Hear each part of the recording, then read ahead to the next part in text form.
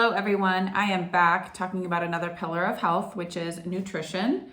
We are going to talk about some beliefs about our food and where they come from, a little bit about what society tells us, marketing that is influencing us, and then my favorite, which is habits, how to change our eating habits, how to change our consistency around them, and a little kind of specific, a little broad. I'll probably go off on some bunny trails to talk about why those things fail sometimes and why they affect our goals around nutrition or food or weight loss. So I chose nutrition. I want to start off by talking about the specific words that we give, meaning that we give words. So nutrition, I talk about not food, not diets, because nutrition should mean nutrients, right? Should mean the food that we take in has nutrients. We have needs for those nutrients, right? They're either essential or they help something in our body process something. That is a huge difference than a diet, which society largely relates to restriction or something temporary, which there are healing diets that are temporary and they're meant to be temporary and they're wonderful. I've been on many of them and they're helpful for different seasons. But diets that restrict us consistently generally could have some nutrient concerns, right? So that's why I always focus on nutrients, whatever diet, whatever phase of life you're in, whatever you're experimenting with. I think experiments are so powerful with food because N equals 1. Like you can try this and it can affect someone completely different. But if it works for you, great. If it stops working, we need to change, right? Change is the only consistent thing. So I chose that because I think food should have nutrition in it. And we'll talk more about food in later videos. I probably will bring up some food examples. However, so beliefs about food, where do they come from? I think a large amount of our beliefs about food come from how we were raised, what our parents were raised, what we need to go back a couple generations, the society in which they were raised, the beliefs that were coming out, a lot of changes in farming, a lot of changes in marketing, companies that were created now that did not exist with our parents. Those kind of things affect how we think about food. I love that story about the daughter who asked the mom, why do you cut the ends off the ham? And she put them in the pan. And I'm sure some of you have heard this story. And she goes, gosh, I don't know. My mom always did that. I should ask my mom. So she goes to her mom's house and she goes, Mom, why do you cut the ends off each end of the ham before you put it in the roaster in the pan? And she goes, I don't know. I have to ask my mom. So she went to great-great-grandma. And she said, why did you cut the ends off the ham before she goes, the roaster wasn't big enough. And like all the generations of moms were like, oh, like I relate to that story so heavily because I think a lot of things that we attribute to change, to suffering, to things that we don't understand, like are super understandable. They're just generational. So they don't make sense to us until we go back and think about why they were there or the purpose of them, right? Like it had a purpose, but was the ham bad? Was the pan not big enough? Well, we have a bigger pan. Like all of those are also a perfect comparison to everyone's life, and their needs are different to what they're going to eat or what they're not going to eat, or the culture that they're in. Everyone's culture affects that. And I don't necessarily mean ethnics. I also mean like we're a soccer family. Like we need to live more like this. We're at the fields, we're at practices, we're traveling, we're on the road, we're doing all those things, right? We're tailgating. I don't know if you tailgate at soccer games, but we're preparing food in bulk, kind of as my example. And so people's culture is different. Some people, gatherings with family, they're down the road all the time, right? Neighborhoods. Some people live on a farm. There's no neighbors. They're like miles away. And some people have really intimate community gatherings. So culture affects how we eat. How can we serve other people? And food is a mainstay around gatherings a lot. So we can have cultures of food. If you have little kids, that's a culture. If you have teenagers, that's a culture, right? You're feeding them different things. Your life revolves around different sports and new musics, and I don't even know all the nuances that exist. Daycares and naps and all those things, right? So there are beliefs about food that are really powerful. And I say that because I have 4 different steps that I've kind of put in line in my head that can change our habits and why our beliefs are first and foremost the most important to change those habits. Because I have weight loss clients, and a lot of women have expressed to me like, can't get the weight off, I'm now eating vegan, I'm now eating keto, I'm now doing this, we're changing things. I think that's great. I've said before, I think experimenting with food as a tool, super helpful. And if it's not working, we need to change something, right? Which is helpful because things change, our seasons change, our age changes, our workout. Some people are like, I've never run in my life and now I'm ultra marathoning, or I've never lifted in my life and now I'm addicted to CrossFit. I've seen the transformations in the gym, right?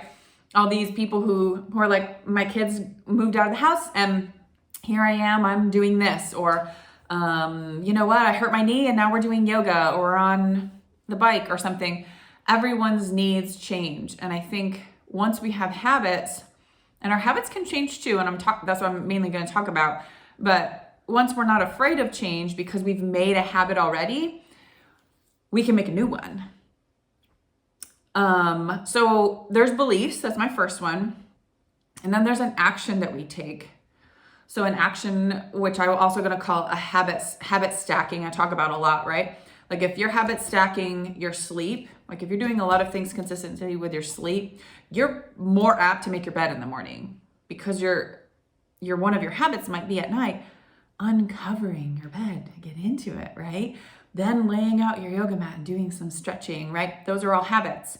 In the morning, maybe that's one of your habits, rolling up the yoga mat, right? Starting your day with some water and some lemon, like because it's already laid out on the counter. Those are small habits. They went from sleep to movement to the kitchen, right? And those are powerful. And I've not wrote a book on habits. I don't intend to, but a lot of people have. And those things over time, which is my third one, consistency, belief, action, consistency, is what gets you the habit, which is the result, right? And everybody wants results. If you are struggling in your marriage, you need to be consistent. You have to change your beliefs about something. You have to take an action. You have to be consistent with it, right? You're struggling with weight, same thing. You're struggling with hormone imbalance. You're struggling with sleep. It's hard. It's a discipline at first until you get that habit ingrained. You have to cut the coffee. You have to cut the sugar. You have to shut the light off. It is going to take a personal decision and a belief change about that, whatever that is. Maybe you're convinced about a PubMed study. Maybe you're doing it with a friend. That's super powerful. Maybe you heard someone else's story. Stories are so powerful. That literally gave me the ability to believe in myself and change when I was like, I'm the only one, poor me. I'm just gonna suffer and I'm gonna be in pain. And then someone was like, wait a second. Once you admit you have a problem, you're the first one that goes, I'm ready for change, right? So what is that? What is the admitting? The belief about a certain thing. I'm specifically talking about food. I'm not talking about other things. I'm using examples. However, so we have the belief, the action, the consistency, and then the habit comes, right? And it can take a certain amount of time to change those habits. So that's why I first started off talking about beliefs about food, where they come from, because I think we need to know that. We need to know what society is telling us we should or shouldn't eat, right? Like pay attention to marketing. Why is that low fat? Why is that 50% less sugar, right? Like what do those things impact, right? Because if you're struggling with weight loss, for example, it's a really good example. It's also my experience with my clients. And you go to the store and you're like, wow, I can have that Dan Fit and Light because it's 50% less sugar. You don't even know what 50% is. Maybe it's 50% of 2, which is 1, which is not that big of a deal. And if you don't know what sugar does to you or why or how it affects your weight, that belief system's not changing.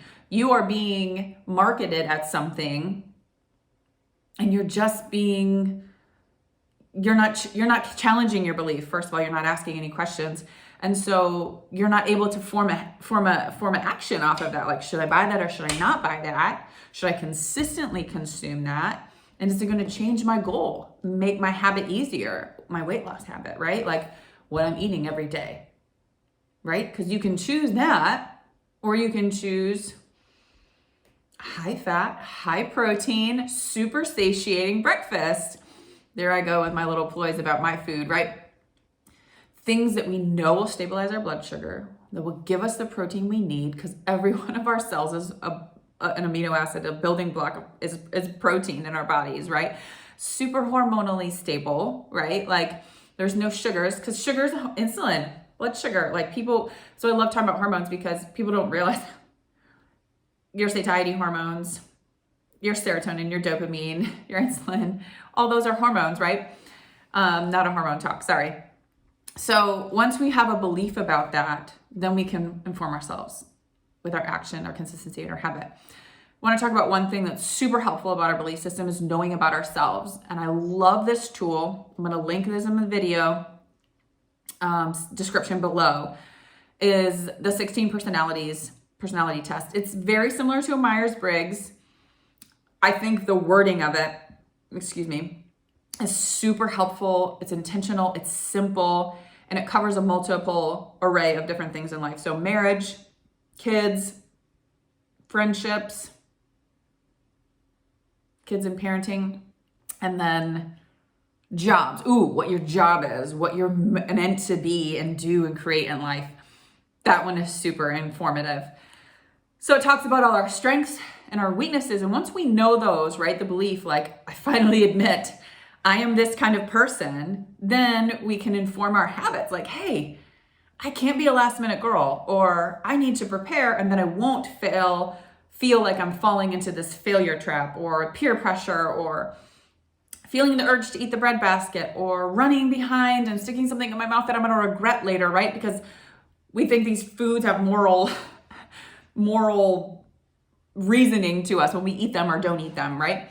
That's another belief system people have about food, is that it's good or bad, or that it's going to make us a better person or a less better person. We're going to talk about nutrition. Is it going to give us nutrients? Is it going to help us fulfill our purpose in life, to be who God calls us to be, with the amount of sustainability to do that, right? We want to live and grow old, pain-free, healthy, energetic, being able to move our own bodies for as many generations as the Lord allows, right? So that's our purpose in food. It's not because we want to be a good person or a bad person. And there are seasons underneath the sun for everything. So that personality test can have some really good feedback for you on all things in life. But once you know your strengths and weaknesses, then you can start making your plan. Because if you know who you are a little bit more and a little bit more, we're always changing, right? They're going to change. Those personality tests are going to change as we grow, right? I'm now more of a this kind of person and that kind of person. I changed my careers, and those things affect us for sure. And I think they should. Like I said, change is always something that is going to happen, but it allows us to take action better. For example, and I think diets can be, and food and nutrition can be seasonal with our needs. For example, if you're pregnant, if you're postpartum, you have different nutritional needs. That's a season of life. What kind of person are you? Are you more apt to have this weakness or this strength in this area?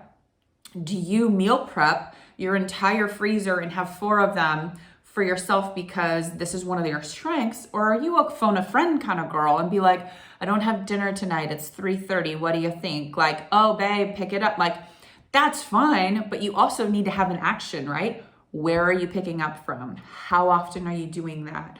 What is your consistency with that? And because that's going to inform your habits over time, like how you're going to heal postpartum, the nutrient needs that you're going to meet for you and your baby and your family.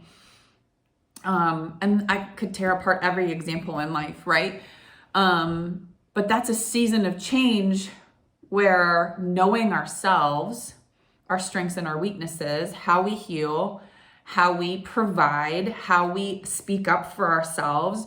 Maybe you need to have that conversation really early with your spouse. Maybe you need to just be like, babe, I've got this. I'm this kind of person those are going to inform our habits because our habits are going to change, right? Especially having a baby, right? There's a new person in your house. Those habits are your whole life is uprooted. We got to start kind of over. Not completely over. The foundation is there, but we need to move things right and left. The other thing that I'm going to post in this description box was a really helpful tool for me is an article written by a woman about being a moderator or an abstainer. I think this is super helpful, especially with the personality, if you know what kind of personality you are. And you don't have to take this test to know what kind of personality you are. I think it's still really helpful. But when I read it, I was like, oh my gosh, I thought I was totally a moderator. Like I want to be a moderator. For example, the example in the moderator story is this person can just take a bite of a bagel and then put the rest down. This person can just bite a brownie or take one spoonful of ice cream. And I'm like, oh, I'm totally that self-controlled, disciplined person.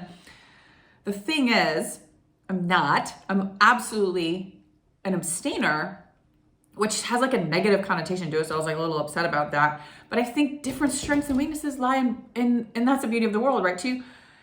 I have more self-control, self-awareness, understanding of my needs when I abstain from something that I know I can't control. Because there's a belief system involved, right? If I eat that pan of brownies, I believe I will be a really bad person. Is that true? No. Does it affect how I think? Yes.